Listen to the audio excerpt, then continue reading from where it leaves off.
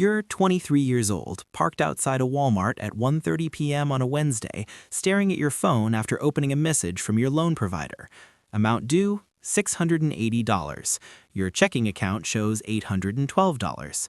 Your credit card balance sits at $3,950 because 2 weeks ago you replaced your transmission, and the month before that you maxed out your health deductible. You hold a bachelor's degree that cost $88,000. You have the job that supposedly justified it, and you're in a parking lot calculating whether you can afford groceries today or need to wait until payday on Friday. This is not the version of adulthood shown in campus brochures with confetti and smiling graduates. Somewhere between senior year at 17 and this parking lot at 23, the promise broke.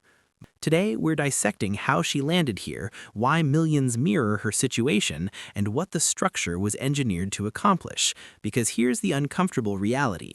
Maya didn't mess up. The machine performed precisely as built. Rewind 6 years. Maya sits in her high school advisor's office. Posters of triumphant graduates line the walls. A glossy pamphlet slides across the desk. The message is polished and consistent. College is your ticket. A degree is mandatory. Debt is temporary and worthwhile. Everyone borrows. It's normal. She accepts it because everyone around her does. Her parents believed it when tuition was manageable. Her teachers reinforce it because questioning the path questions their own choices.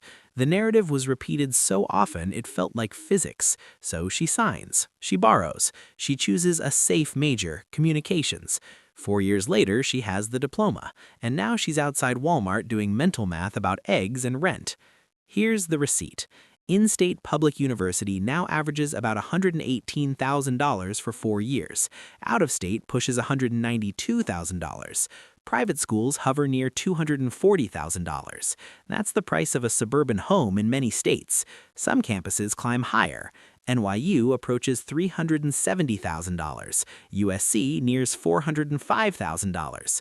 Harvard roughly $355,000. Michigan out-of-state about $345,000. Luxury-level pricing for lectures often streamed online. The average borrower graduates with around $31,000 in loans. More than 3 million Americans owe above $100,000. Total U.S. student debt sits near $1.75 trillion, larger than the GDP of Australia. Now zoom into Maya's numbers. She finished 2 years ago with $88,000 owed. She secured what everyone labeled a solid roll, $55,000 annually in a mid-size metro.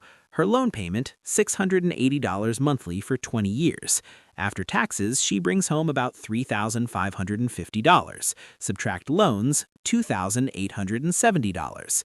Rent for a modest one-bedroom because she's tired of roommates, $1,150, down to $1,720.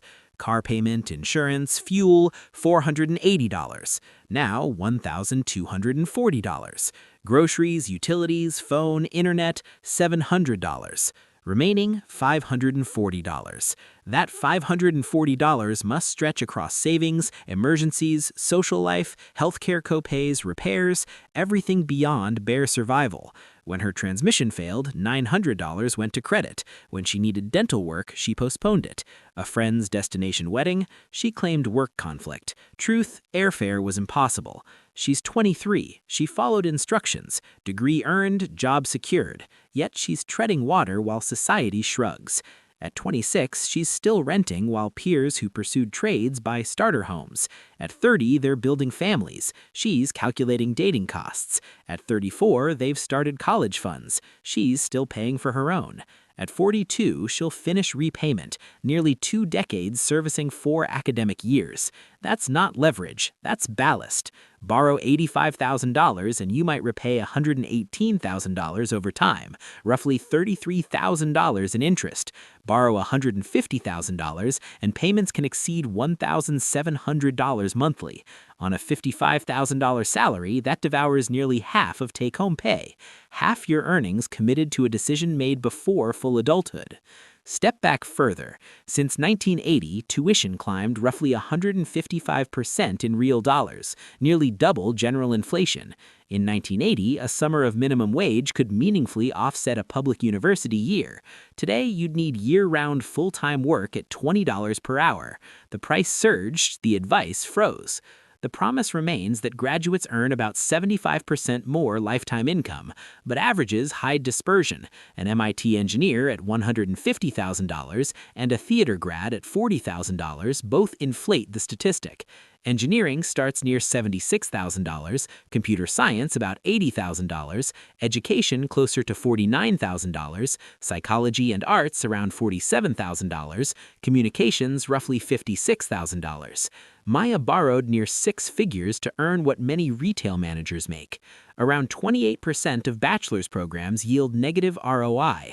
Nearly 1 in 3 leave students financially worse off than starting work at 18. Outcomes diverge wildly. A drama degree from USC can show negative $540,000 lifetime ROI. Computer engineering from Princeton can exceed positive $7 million. A $7.5 million swing decided at 17. Meanwhile, 52% of graduates are underemployed 1 year out. A decade later, about 45% remain so. Of those starting underemployed, 73% never transition upward.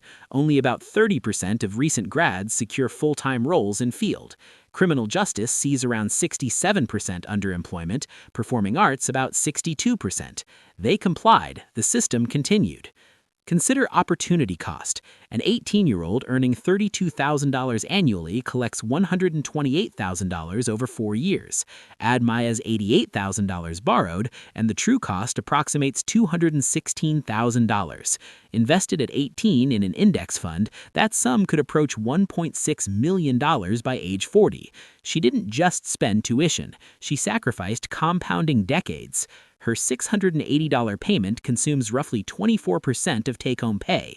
At $100,000 in debt, it's near 30%. At $150,000, it's 50%. The wage premium evaporates into servicing interest. Now, why did this inflate? Administrative expansion. Between 1993 and 2007, administrative staffing rose 39%, while faculty grew 18%. Bureaucracy expanded twice as fast as teaching. Some elite campuses employ administrative staffs rivaling student counts. Then amenities escalation. LSU constructed a 536-foot lazy river funded partly by a 20% student fee hike. Missouri invested $36 million in a resort-style recreation center. USC poured $700 million into a neo-Gothic village, funded largely by tuition and debt. Third, federal loan guarantees. When borrowing is effectively unlimited, pricing discipline disappears. Studies show for every additional federal aid dollar, universities capture roughly 55 to 65 cents via tuition increases. Endowments now total about $700 billion. Harvard alone holds roughly $56.9 billion, yet annual cost exceeds $86,000, more than median household income. What alternatives existed?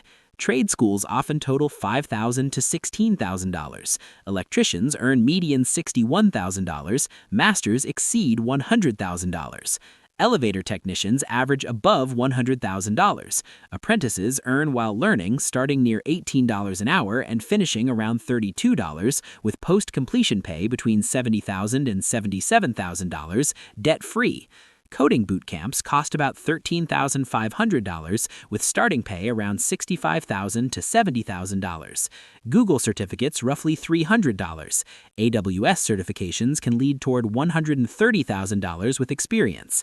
Entry IT roles begin near $50,000 without degrees. Skills command value. Paper alone increasingly doesn't.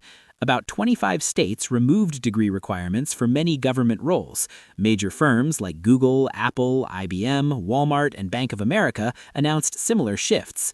Job postings requesting bachelor's degrees fell about 10% from 2022 to 2023, yet Harvard Business School found fewer than 1 in 700 materially benefited. Change is slow, but fissures show. So the question shifts, not is college good, but is this degree at this price for this outcome rational? For engineering at a low-cost state school, often yes. For a $300,000 art history path without wealth backing it, likely no. Incentives remain misaligned. Universities collect revenue regardless of graduate success. Government backs loans. Employers use degrees as filters. Students comply.